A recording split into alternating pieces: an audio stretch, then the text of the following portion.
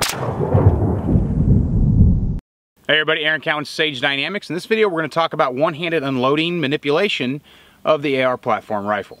This is continuing on with the topic that we covered recently, being able to unload a handgun with one hand if you needed to. If you had to secure a weapon while keeping someone at gunpoint or keeping your own handgun ready going to one-handed operation, how to safely grab, secure, unload that weapon without taking your eyes off your visual horizon and kind of getting very task-oriented. With handguns, it's a little bit simpler because it's in the name, they're a handgun. They can be operated pretty easily with one hand, be it your left or your right. Most people watching this video are probably going to be right-handed, so the difficulty for you, of course, is going to be operating things with your left hand. And because most firearms are designed or kind of predestined in a way to be operated more efficiently with the right hand, because most people are right-handed, when we get into the topic of rifles, things can get a little bit more difficult. There are AR platforms out there that are ambidextrous. They have ambidextrous charging handles, maybe even an ambidextrous mag release, but not necessarily an ambidextrous bolt catch. Some of them, you see more of them that have an ambidextrous bolt release than you do with an actual catch, which doesn't really necessarily factor into the techniques we're going to talk about unless it's something specific that you're trying to perform. What we're looking at more than anything else is being able to safely and efficiently unload that rifle if you had to do so. This whole topic covers exigency. When might I have to unload a rifle while still maintaining control of a handgun or a rifle, which is even possible, especially for those in law enforcement.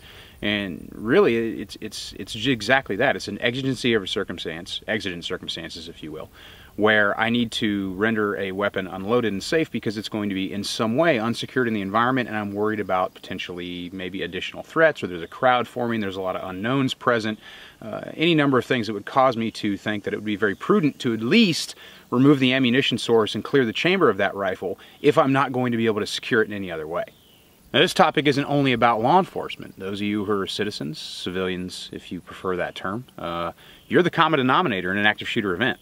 So if you happen to be present when someone comes in and starts randomly killing people with a rifle, be it an AR, an AK, or something similar, and you're able to use your concealed weapon to stop that shooter, now you put yourself in a situation where you need to, in at least some way, secure that weapon and make it safe. And this topic also applies to you in that circumstance.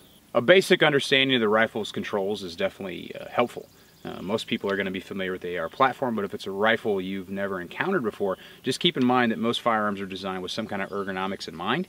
So your magazine releases and your bolt manipulations are going to be somewhat obvious. I can't think of too many rifles out there where you kind of stare at it and scratch your head and try to figure out which button does what, although those platforms do exist. Dealing specifically with the AR, again, most viewers are going to be right-handed, so if you're going to be rendering this rifle safe, you're probably going to have to do it with your left hand if you're keeping your firearm in the game, your handgun in the game. Now, a caveat to that is, and again, this is a very unlikely scenario, but possible if it is an active killer situation and you have used your handgun to stop the threat and you have a potential worry about additional threats, maybe you still hear additional gunshots, maybe you might want to just take control of that rifle. In that situation, and again, this is an extreme exigency, but it's something that you should at least have in mind using dummy rounds. If I'm going to take control of a bad guy's gun, the first thing I'm going to do probably is do an ammunition check to make sure that there's ammunition in it. Then I'm going to do a cycle check. I'm going to sacrifice one round to make sure that the rifle seems to be functional. Because if you look at some of the anecdotal evidence out there about your active killers, they don't always choose the highest quality of platform to commit their crimes. So if the rifle looks like it's in an extreme state of disrepair and you notice the shooter having problems with it before you were able to stop him, might not be the best choice. So with that out of the way, now let's talk about the actual process to unload the rifle safely. A couple different techniques you can employ and you can practice to do it with your left hand only. The first one is probably one of the easiest. Now if it doesn't have an ambidextrous release, you can simply prop it on your hip like you would a newborn and get around to that release button and be able to hit the magazine release button and get the magazine out of the gun. Not exactly the easiest thing to do, but it's totally possible. At this point, what's even easier is just go ahead and hip it in, cycle it. Now, maybe you want to cycle it a couple times because you're keeping your eyes on your horizon, whatever, that's fine. You can cycle it as many times as you want to. At this point, the rifle's been rendered relatively safe. If the upper and the lower allow it at this point, I can even push pins and separate the upper and the lower receiver. If it's an AK platform, a little bit more complicated. You can take the top dust cover off and just snap out that spring. Renders the rifle not accessible for ready use in the event that you happen to leave it there or you have to leave it there. And a third option, and sometimes more controversial, once I've rendered this rifle unloaded, I can then just throw it on the deck and put a round in the lower receiver in the mag well to where a magazine can't be loaded into it. I've brought this up in classes. Some people are a little hesitant because it's just a little bit unorthodox from what they've heard, but we are talking about a very exigent circumstance. We're talking about a situation where for the sake of safety and for the sake of speed, you may need to exercise something a little bit outside of the box in order to make sure that the weapon can't be then later used against you or accessed by unknown individuals.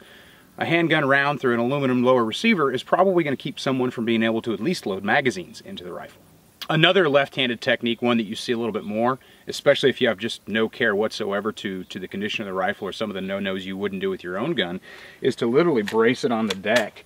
Give it a slight angle so you can get the magazine out of it, and then you can just friction rack it or leverage rack it and make sure it's clear. You can maintain your gun in control, high compression, or on a threat, or on a somewhat compliant suspect the entire time. And that's another way. And again, if the pins allow it, you can push pins, separate the upper and the lower receiver, or throw it on the deck, put a round through the lower receiver. A third technique that can be utilized, got your handgun, high compression, maybe keeping the thread, is just kind of invert the rifle, find the release, get the magazine out of it. And at this point, you can rack that charging handle pretty much off of any hard surface, just like you would a handgun. You can catch it just on the edge of your gear, and it's going to rack. And you can do it repeatedly if you have to, in order to make sure that the chamber is empty. Or, as an added bonus, you may be able to half rack it, short cycle it, and induce a malfunction. So if someone does if you're going to leave it, someone takes care of it, or takes control of it, I should say, it's going to make it a little harder for them to put it in service. But my general rule is, if for any reason I'm going to put this rifle down after I render it unloaded, I'm going to do something to disable it, whether it be putting that round in the lower receiver, taking the upper and lower part, anything I can do to quickly render it much harder or impossible for someone to put the rifle back into service.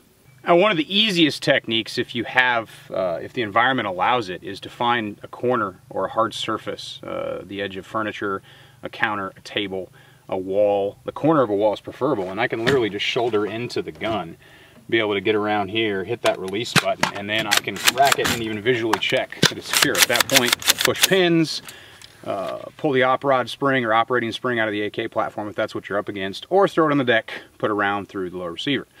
Now, I want to be specific about this when I talk about if you're actually going to use your firearm to disable their firearm.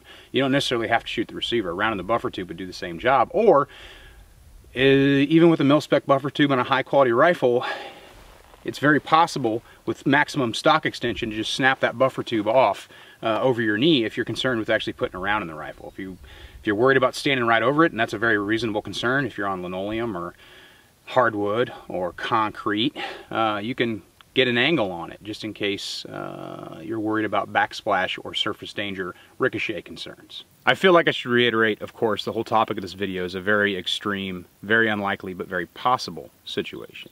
You may go your entire life without ever actually having to point your gun at another person. You're in law enforcement, probably a little bit more possible, a little more probable for you to encounter a situation where you might have to use one of these techniques while maintaining gunpoint on a suspect or keeping your weapon at the ready based on the situation, the context of the situation. Again, like we talked about with the handgun, a lot of people plan for the up to the shooting and during the shooting, but not a lot of planning goes into the technical aspects of what needs to take place after the shooting. And this is just one of those videos, just because it's come up in so many of my classes, mainly force on force classes, where students actually find themselves in a situation during a scenario where they have a bad guy who's down, he's been incapacitated, there's unknowns running around all over the place, they've got an unsecured rifle, and maybe the scenario calls for a crowd of individuals to film or become somewhat agitated because they shot that particular person. Usually it's a handgun, sometimes a rifle, but the fact remains that now they're placed in a situation where they've got an unsecured weapon and people are getting angry. And it's a good idea to know some basic techniques to be able to render that weapon safe, so it's one less thing for them to worry about. Practicing this is pretty straightforward. The dummy rounds I use in this video, you can find them on Amazon. They're probably the most expensive dummy rounds out there. These particular ones, brass case, polymer round. They're great. You can get a whole bag of them and not feel too bad if you lose a couple of them every time you train with, because they're like 80, 90 cents a piece. Much cheaper than snap caps or some of the other options that are out there. Even though those are great, it hurts a little bit more when you lose some of them because they're more expensive. This is something that doesn't cost you any rounds whatsoever to practice. You can work it in your own home during your dry fire, and it's just a technique to be somewhat proficient at in the unlikely but possible event that you have to use one of these skills in a real life situation. I'm Aaron Count with Sage Dynamics. Train accordingly.